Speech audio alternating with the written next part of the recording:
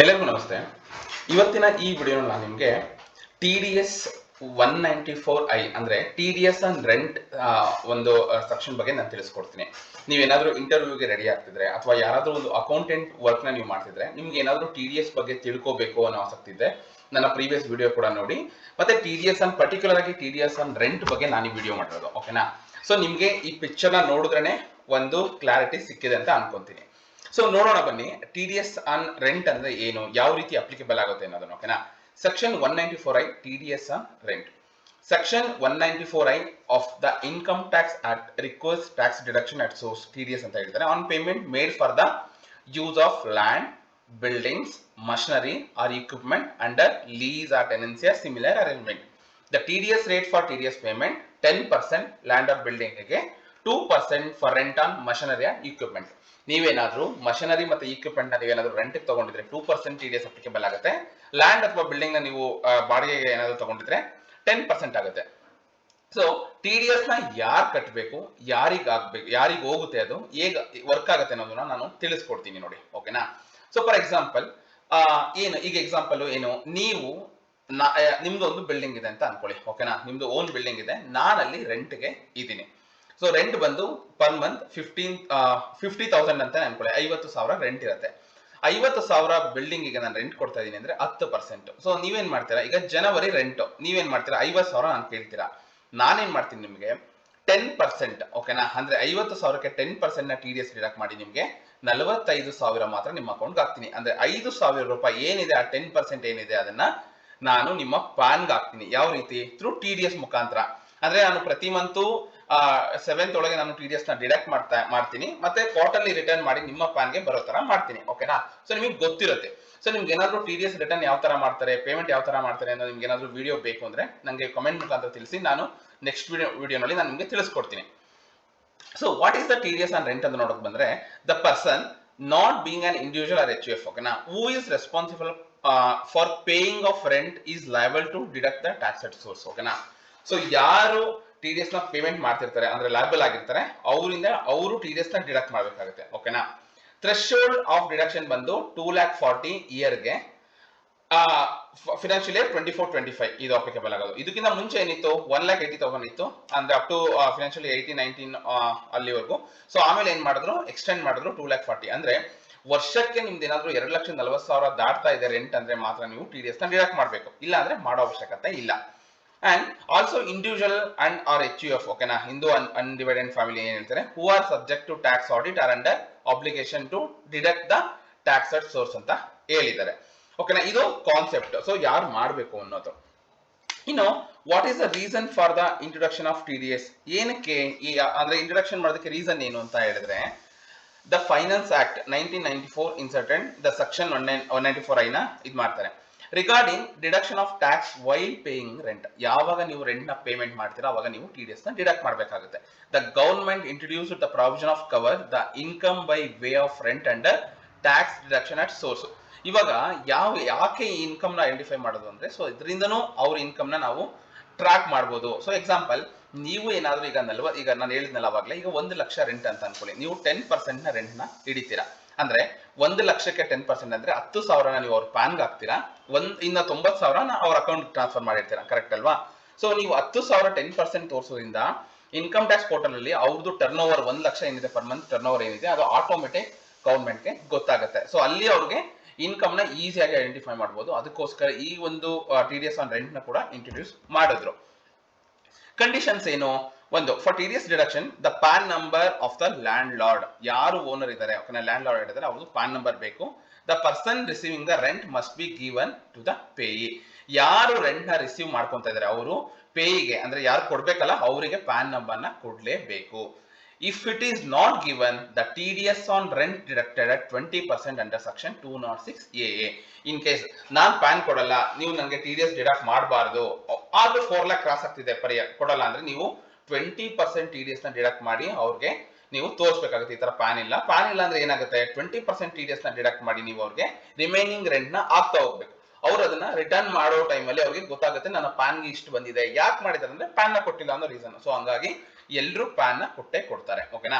The TDS on rent does not charge any education cess or secondary and higher education cess. ಈ ಒಂದು section ಅಲ್ಲಿ ಯಾವುದೇ ರೀತಿ cess ನ ಚಾರ್ಜ್ ಮಾಡಲ್ಲ. ಓಕೆನಾ.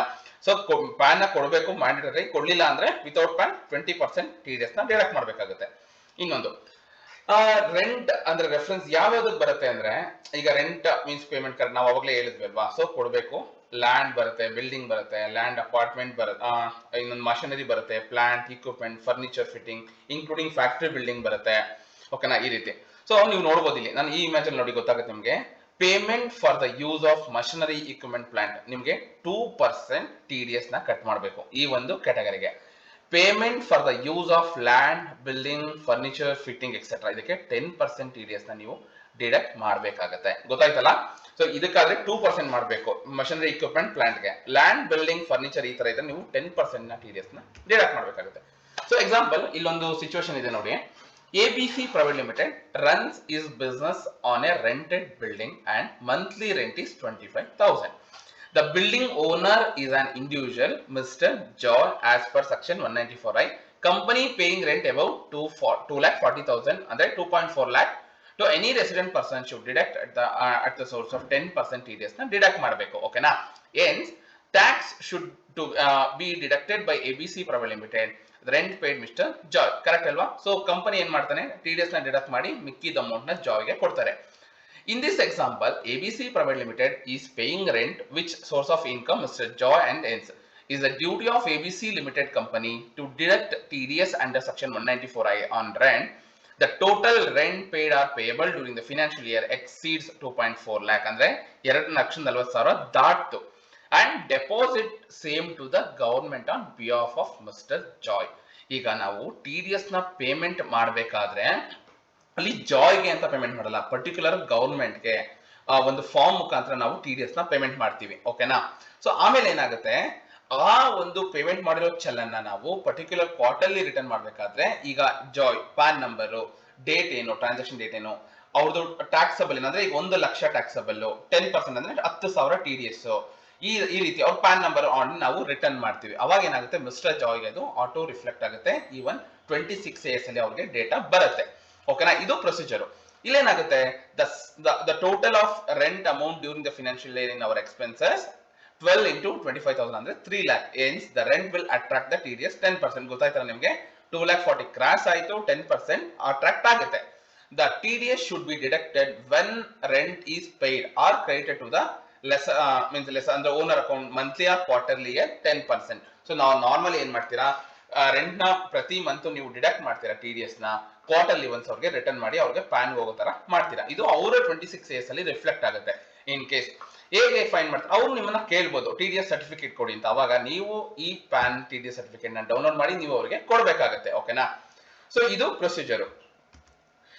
No deduction or deduction at lower rate under section. In case non deduction ಮಾಡಲ್ಲ ಏನಾಗುತ್ತೆ, the payee can apply form 13 to the assessing officer. ಓಕೆನಾ. So first of all know deduction ಅಥವಾ ಡಿಡಕ್ಷನ್ ಅಂದ್ರೆ, in case ನೀವು ಯಾಕೆ deduction ಮಾಡಲ್ಲ ಅನ್ನೋ reason ಇರಬೇಕು. ನಾನು ಲೋವರ್ ಸರ್ಟಿಫಿಕೇಟ್ ತಗೊಂತೀನಿ ಅಥವಾ ಒಂದು ಯಾವುದೋ ಒಂದು ನೋ ಡಿಡಕ್ಷನ್ ಸರ್ಟಿಫಿಕೇಟ್ ತಗೊಂತೀನಿ. ಓಕೆನಾ.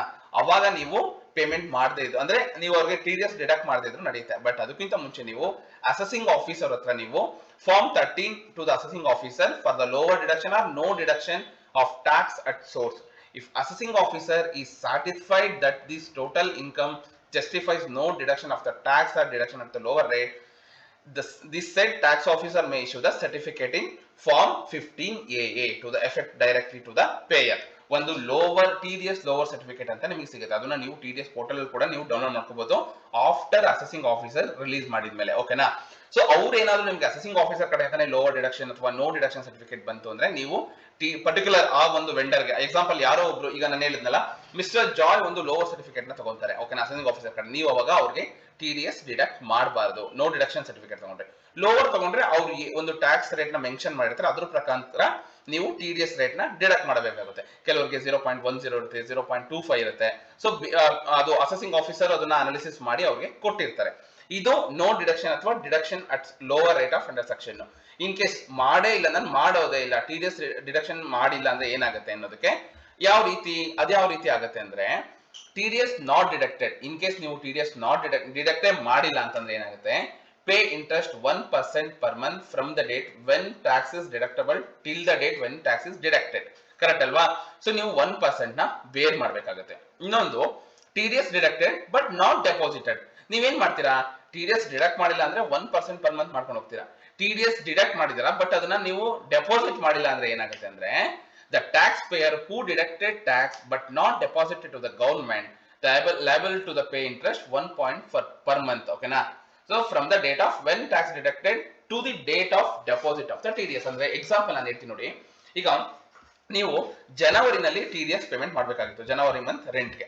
ಫೆಬ್ರವರಿ ಮಾಡ್ಬೇಕಾಗಿತ್ತು, ನೀವು ಮಾಡಿಲ್ಲ. ನೀವೇನಾಗುತ್ತೆ ಮಾರ್ಚ್ ಅಲ್ಲಿ ಅನ್ಕೊಂತೀವಿ, ಮಾರ್ಚ್ ಅಲ್ಲಿ ಅವಾಗ ಏನಾಗುತ್ತೆ ನಿಮ್ಗೆ ಗೊತ್ತಾಗುತ್ತೆ. ಸೊ ನಾನು TDS ಡಿಡಕ್ಟ್ ಮಾಡಬೇಕಾಗಿತ್ತು, ಮಾರ್ಚ್ ಅಲ್ಲಿ ಮಾಡ್ಕೊಡ್ತೀವಿ. ಅವಾಗ ಏನಾಗುತ್ತೆ ಅಂದ್ರೆ ಜನವರಿದು ಫೆಬ್ರವರಿದು, ಈಗ ಜನವರಿಗೆ ನೀವು ಜನವರಿದು ಡ್ಯೂ ಡೇಟ್ ಯಾವಾಗ? February 7th. ಫೆಬ್ರವರಿದು ಯಾವಾಗ? March 7th. ಸೊ ಈಗ ಮಾರ್ಚ್ ಒಳಗೆ ಮಾಡ್ತೀನಿ ಅಂದ್ರೆ ನೀವು 2 ಮಂತ್ಸ್ಗೆ 1.5% ಇಂಟು 2 ಮಂತ್ಸ್ ಇಂಟ್ರೆಸ್ಟ್ ನ ಕಟ್ಟಬೇಕಾಗುತ್ತೆ. ಓಕೆನಾ? ಸೊ ಈ ರೀತಿ ಒಂದು ನಿಮ್ಗೆ ಪ್ರಾಬ್ಲಮ್ ಆಗುತ್ತೆ. ಈ ಎಕ್ಸಾಂಪಲ್ ನೀವು 10,000 ನೀವು ಮಾಡ್ತಾ ಇದ್ದೀರಾ ಅಂದ್ರೆ 10,000 ಇಂಟು 1.5%. ಓಕೆನಾ? ಎಷ್ಟಾಗುತ್ತೆ? 158 ಇಂಟು 2 ಮಂತ್ಸ್ಗೆ 300 rupees ಇಂಟ್ರೆಸ್ಟ್ ನ ಬೇರ್ ಮಾಡ್ಬೇಕಾಗುತ್ತೆ. ಓಕೆನಾ? ಈ ರೀತಿ ಒಂದು ಕ್ಯಾಲ್ಕುಲೇಟ್ ಆಗುತ್ತೆ. ಇನ್ ಕೇಸ್ ನೀವು ಡಿಡಕ್ಟ್ ಮಾಡಿ ಡೆಪಾಸಿಟ್ ಮಾಡಿಲ್ಲ ಅಂದ್ರೂ ನಿಮ್ಗೆ ಪ್ರಾಬ್ಲಮ್ ಆಗುತ್ತೆ. ಓಕೆನಾ? ಸೊ ನೀವು ಎಂಟ್ರಿ ಪೋಸ್ಟ್ ಮಾಡಿರ್ತೀರಾ, ಓಕೆನಾ, ನಾನು TDS ಡಿಡಕ್ಟ್, ಈ ವೆಂಡರ್ಗೆ TDS ಡಿಡಕ್ಟ್ ಆಗಿದೆ ಅಂತ, ಬಟ್ ಅದನ್ನ ನೀವು ಪೇಮೆಂಟ್ ಮಾಡಿರಲ್ಲ. ಸೊ ಆ ಒಂದು ಸರ್ಕಮ್ಸ್ಟೆನ್ಸ್ ಅಲ್ಲಿ ಈ ತರ ಇಶ್ಯೂ ಬರುತ್ತೆ. ಓಕೆನಾ? ಇನ್ ಕೇಸ್ TDS ಡಿಡಕ್ಟ್ ಮಾಡಿಲ್ಲ ಅಂದ್ರೆ 1% ನೀವು ಹಾಕಿ ಡಿಡಕ್ಟ್ ಮಾಡ್ಬೇಕಾಗತ್ತೆ. ಓಕೆನಾ? ಇದು TDS on rent paid to NRI. ಯಾರೋ ಒಬ್ರು ಫಾರಿನ್ ಅಲ್ಲಿ ಇರ್ತಾರೆ, ಇಲ್ಲಿ ಬಿಲ್ಡಿಂಗ್ ಬಾಡಿಗೆ ಕೊಟ್ಟಿರ್ತಾರೆ, ಅವ್ರಿಗೆ ಯಾವ ರೀತಿ TDS ಮಾಡಬೇಕು ಅಂದ್ರೆ ನೀವು 30% plus surcharge plus 4% cess must be deducted. ಗೊತ್ತಾಯ್ತಲ್ಲ ನಿಮ್ಗೆ? 30% ಪ್ಲಸ್ ಸರ್ಚಾರ್ಜ್ ನ ಮಾಡಬೇಕು, ಪ್ಲಸ್ 4% ಸೆಸ್ ನ ಮಾಡಬೇಕು. ಈ ರೀತಿ ಅವ್ರಿಗೆ TDS ನ ಡಿಡಕ್ಟ್ ಮಾಡಬೇಕು. ಸೊ ಇಲ್ಲಿ ಕಾಮನ್ ಆಗಿ ಡಿಡಕ್ಟ್ ಮಾಡ್ತಿರಲ್ಲ 10%, ಆತರ ಮಾಡೋಂಗಿಲ್ಲ. ಅಥವಾ 2% ಮಾಡ್ತಿರಲ್ಲ ರೆಂಟ್ ಆನ್ ಮಷಿನರಿ, ಅದಕ್ಕೆ ಆತರ ಮಾಡಂಗಿಲ್ಲ. ಅವ್ರಿಗೆ ಒಟ್ಟಾರೆ if you pay rent to the NRI, non resident of India, ಅವ್ರಿಗೆ ನಾನ್ ರೆಸಿಡೆಂಟ್ ಏನ್ ಬರ್ತಾರೆ, then TDS at 30% plus surcharge plus 4% cess must be deducted. TDS must be deducted irrespective of the amount rent paid. NRI has no limit on the rent payment. ಇಲ್ಲಿ ಯಾವುದೇ ರೀತಿ limit ಇಲ್ಲ. However, the NRI may obtain no or lower certificate deduction certificate in case of income or less than basic exemption. ಓಕೆನಾ? ಇದು limit ಅಂತ ಹೇಳಿದ್ದಾರೆ. So ನೀವು 30% plus surcharge plus 4% ಮಾಡಬೇಕಾಗುತ್ತೆ. ಇದು ಕಂಪ್ಲೀಟ್ ಆಗಿ TDS ಆನ್ ರೆಂಟ್ ಬಗ್ಗೆ ನಾನು ನಿಮಗೆ ತಿಳಿಸ್ಕೊಡ್ತಾ ಇರೋದು. ಓಕೆನಾ? ಸೊ ಒಂದು ಇದೇ ರೀತಿ ಒಂದು ಹೆಚ್ಚಿನ ಮಾಹಿತಿಗಾಗಿ ನನ್ನ ಯೂಟ್ಯೂಬ್ ಚಾನಲ್ ಸಬ್ಸ್ಕ್ರೈಬ್ ಮಾಡಿ, ಇದೇ ರೀತಿ ಸಪೋರ್ಟ್ ಮಾಡ್ತಾ ಇರಿ. ಮತ್ತೆ ನಿಮ್ಗೆ ಏನಾದ್ರು ರೆಂಟ್ ಅಲ್ಲಿ ಈ ಒಂದು ಸೆಕ್ಷನ್ ಅಲ್ಲಿ ಏನಾದ್ರು ಡೌಟ್ ಬಂದ್ರೆ, ತುಂಬಾ ಜನ ಇಂಟರ್ವ್ಯೂಗೆ ರೆಡಿ ಆಗ್ತಿರ್ತೀರಾ. ಸೊ ಏನಾದ್ರೂ ನಿಮ್ಗೆ ಡೌಟ್ ಬಂದ್ರೆ ಕಾಲ್ ಮಾಡಿ, ನಾನು ಒಂದೊಂದೇ ಒಂದು ಸೆಕ್ಷನ್ ಅಪ್ಲೋಡ್ ಮಾಡೋಣ ವಿಡಿಯೋ ಅಂತ ಅನ್ಕೊಂಡಿದ್ದೀನಿ. ಸೊ ನೆಕ್ಸ್ಟ್ 194C ಆಗಿರ್ಬೋದು, 194 ನೆಕ್ಸ್ಟ್ 195 ಆಗಿರ್ಬೋದು, ಈ ರೀತಿ. ಓಕೆನಾ? ಸೊ ಎಲ್ಲಾದ್ರೂ ನಾನು ಅಪ್ಡೇಟ್ ಮಾಡ್ತೀನಿ, ವಿಡಿಯೋಗೆ ಅಪ್ಲೋಡ್ ಮಾಡ್ತೀನಿ. ಸೊ ಇದೇ ರೀತಿ ಸಪೋರ್ಟ್ ಮಾಡ್ತಾ ಇರಿ. ಗೊತ್ತಾಯ್ತಲ್ಲ ನಿಮ್ಗೆ ರೆಂಟು? ಸೊ ಎಕ್ಸಾಂಪಲ್ ಇನ್ನೊಂದ್ಸಲ ಹೇಳ್ತೀನಿ ನೋಡ್ಕೊಳ್ಳಿ. ನಾನು ಈಗ ನಂದು ಬಿಲ್ಡಿಂಗ್, ಈಗ ಎಕ್ಸಾಂಪಲ್ ನಿಮ್ದೇ ಬಿಲ್ಡಿಂಗ್ ಇದೆ ಅಂತ ಅನ್ಕೊಳ್ಳಿ. ಓಕೆನಾ? ನೀವು ಬಿಲ್ಡಿಂಗ್ ಓನರು, ನೀವೇನ್ ಮಾಡ್ತೀರಾ, ನಂಗೆ ಪ್ರತಿ ಮಂತ್ 1 ಲಕ್ಷ ರೆಂಟ್ ನ ಮಾತಾಡ್ತೀರಾ. ಸೊ ನಾನು ನಿಮ್ಗೆ ಏನಾಗಬೇಕು, ಏಪ್ರಿಲ್ ಇಂದಾನೆ ರೆಂಟ್ ಕೊಡಬೇಕು ಅಂತ ಅಸಂಪ್ಷನ್ ಮಾಡ್ಕೊಳ್ಳಿ. ನಾನು ಏಪ್ರಿಲ್ ಮಂತ್ ನಿಮ್ಗೆ 1 ಲಕ್ಷ ಕೊಡ್ಬೇಕಾದ್ರೆ ನನಗೆ ಗೊತ್ತಾಗುತ್ತೆ, ಸೊ ಒಂದು ತಿಂಗಳಿಗೆ 1 ಲಕ್ಷ ಅಂದ್ರೆ ವರ್ಷಕ್ಕೆ 2,40,000 ಆಲ್ರೆಡಿ ಕ್ರಾಸ್ ಆಗುತ್ತೆ ಲಿಮಿಟ್. ಸೊ ನಾನು 10% TDS ನ ಡಿಡಕ್ಟ್ ಮಾಡ್ಬೇಕು ಅಂತ ನಾನೇನ್ ಮಾಡ್ತೀನಿ, ನಾನು ನಿಮ್ಗೆ ಕೊಡ್ಬೇಕಾದ್ರೆ, ಓಕೆನಾ, ಬಿಕಾಸ್ ನಾನು ಟ್ಯಾನ್ ರಿಜಿಸ್ಟರ್ ಆಗಿರ್ತೀನಿ, ನನ್ನ ಹತ್ರ ಟ್ಯಾನ್ ಇರುತ್ತೆ. ಓಕೆನಾ? ಸೊ ನಾನೇನ್ ಮಾಡ್ತೀನಿ, ನಿಮಗೆ ಕೊಡೋ 1 ಲಕ್ಷದಲ್ಲಿ 10,000 ಡಿಡಕ್ಟ್ ಮಾಡಿ 90,000 ನಿಮ್ಮ ಅಕೌಂಟ್ಗೆ ಹಾಕ್ತೀನಿ. ಓಕೆನಾ? ಸೊ ಒಂದು ಕಡೆ 90,000 ಆಯ್ತು, TDS ನಿಮ್ಮ ಅಕೌಂಟಿಗೆ ಬಂತು. ಸೊ ನಿಮ್ಗೆ 1 ಲಕ್ಷನೇ ಆಯ್ತು. ಬಟ್ ಪ್ರೆಸೆಂಟ್ ನಿಮ್ಗೆ 90,000 ಬರುತ್ತೆ, ನಿಮ್ಮ ಪ್ಯಾನ್ಗೆ 10,000 ಹೋಗುತ್ತೆ, ಬ್ಯಾಂಕ್ ಅಲ್ಲಿ, ನನ್ನ ಬ್ಯಾಂಕ್ ಅಲ್ಲಿ 10,000 ಡಿಡಕ್ಟ್ ಆಗುತ್ತೆ. ಅಂದ್ರೆ 1 ಲಕ್ಷ ಡಿಡಕ್ಟ್ ಆಗುತ್ತೆ. ಕರೆಕ್ಟ್ ಅಲ್ವಾ? ಯಾವ ರೀತಿ ಅಂದ್ರೆ ನಿಮಗೆ ಕೊಡಬೇಕಾದ್ರೆ, ಟ್ರಾನ್ಸ್ಫರ್ ಮಾಡಬೇಕಾದ್ರೆ 90,000 ಟ್ರಾನ್ಸ್ಫರ್ ಮಾಡ್ತೀನಿ. ಅಂದ್ರೆ ನಿಮ್ಮ ವೆಂಡರ್, ಎಕ್ಸಾಂಪಲ್ ನೀವು ನನಗೆ ವೆಂಡರ್, ನಾನು ನಿಮ್ಗೆ 90,000 ಕೊಟ್ಬಿಡ್ತೀನಿ. ಇನ್ನು 10,000 ಥ್ರೂ TDS ಮುಖಾಂತರ ಹೋಗಿರುತ್ತೆ. ಓಕೆನಾ? ಒಟ್ಟಾರೆ ನಾನು ನಿಮ್ಗೆ 1 ಲಕ್ಷ ಕೊಟ್ಟಂಗಾಗಿರುತ್ತೆ. ಬಟ್ ನಾನೇನ್ ಮಾಡ್ತೀನಿ, 10,000 ನಿಮ್ಮ ಪ್ಯಾನ್ಗೆ, ಅಂದ್ರೆ ನಾನೇನ್ ಮಾಡ್ತೀನಿ, ಏಪ್ರಿಲ್ ಮಂತ್, ಮೇ, ಜೂನ್ ನ ಡಿಡಕ್ಟ್ ಮಾಡಿ ಜುಲೈ 31st ಒಳಗೆ TDS ರಿಟರ್ನ್ ಮಾಡಿ ನಿಮ್ಮ ಪ್ಯಾನ್ ಅಂದ್ರೆ 26 days ಅಲ್ಲಿ ರಿಫ್ಲೆಕ್ಟ್ ಆಗೋ ತರ ಮಾಡ್ತೀನಿ. ಸೊ ಆಟೋಮೆಟಿಕ್ ಆಗಿ ಏನಾಯ್ತು, ನಿಮ್ಮ ಟರ್ನ್ ಓವರ್ ಗವರ್ಮೆಂಟ್ಗೆ ಸಿಕ್ತು. ಓಕೆನಾ? ಈ ನಿಮ್ಮ ಇನ್ಕಮ್ ಕೂಡ ಗವರ್ಮೆಂಟ್ಗೆ ಗೊತ್ತಾಯ್ತು. ಈ ಒಂದು ಪ್ರೊಸೀಜರ್ ಅಂದ್ರೆ ಇನ್ಕಮ್ ಗೊತ್ತಾಗೋ ತರ ಮಾಡೋದೇನೆ ಅದಕ್ಕೋಸ್ಕರ TDS ನ ತಂದಿರೋದು. ಓಕೆನಾ?